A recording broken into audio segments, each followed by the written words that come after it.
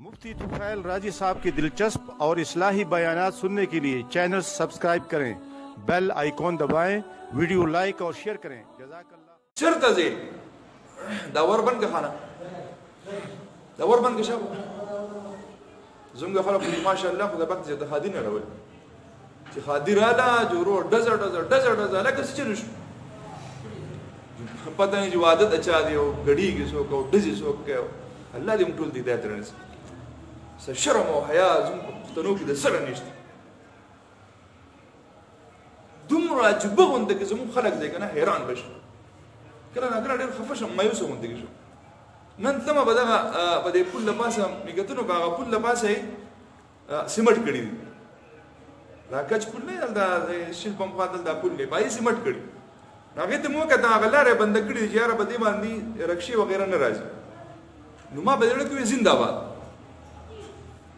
نرتوب کاری کړ هر چا چې کړه خو د نرتوب کاری کړ په ولې رکشي والا سره رکشه شوی دا یاره والله دې تا د غریب ورور الله دې هدایت نصیب زما غریب ورور لچا رکشه اغستی دا او په ډیران به پوله خرڅولې او کباړ به راغونډو او پوله به چغ والے وسچا والے مهرباني وکړه رکشه والا واغستا وس د رکشه مې لاور شو بچر وړه د په ټیپ ولګاو ټیپ په ولګاو داسې به تیریږي د دې مسجد مخې ته تبوي چې خدای پاک بس چل دی غوري په دسه خوشالي ده رکشه راغلی د مزدوري ذریعہ راغلی ده تعالی الله د مزدوري ذریعہ درکړه وستو د الله شکر ادا کوي الله ستاسو شکر دی د مزدوري ذریعہ دی راکړه اے الله ماته به برکت واچي او ته ونه خاطر ورو ټیپ دی وته لګاو او دوسی به ګړنګي ته وایي چې خدای پاک څه چل دی غوري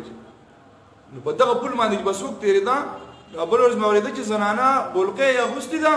او رکشي والا تیز روان دي بزان نه پويږي ځکه چې پته نه څه شي د ناس دی غوري چې سلای دا هلیکاپټر دی که بپسولا دی که شته ناسته او په تیز باندې روان دي زنانه نه بولقه راف کو دي دا بولقه اشله ولې دا زنانه یلګه مسلمان ته بزان ته وي چې زه غریب یم زه مزدوري لواته او ماخام به کور ته راځي او مور ته وایي چې مور مبارک شه ما مزدوري راوړه تا خو مزدوري راوړه خو ته ثابت ورځ سونه د خپل خیره واغسته دغه زنانه به چې کور ته تلی کنه هر سړی خپل مور خور لري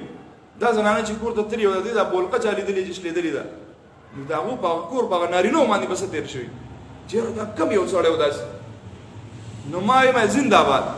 زمونږ د پښتنو لپاره خاص طور پر د شان قانون پکار دی چې بیلاری وته بندي کوي چې نه راځي په دې طرف دا زمونږ د دې خلکو اداره شي چاري زمونږ د دې علاقه خلک دي چې زما خیال چې مردان نو د څوک نه رکشه چلای چې زه ما یاره وړخې لګ رکشه چلوم چې مزدوري وکړم د دې ملګری جنسه دې بټخې خلک دومره عجیب غونډه کې هغه نه حیا شته نه صغیرت شته نه څه پښتو شته ته د مسجد مخې ته تیریږي هغه مولانا بجلیګر صاحب ډېر ښایسته خبره کوي وایي زمونږ د دیوبند د مسجد مخې ته چې به هندو تیرېدو نو د مسجد د دیوال نه به ښکلوله هندو دی